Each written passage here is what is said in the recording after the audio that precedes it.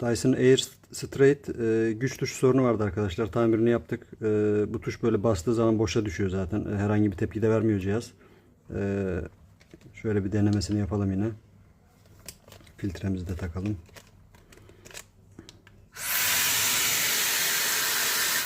Gördüğünüz gibi.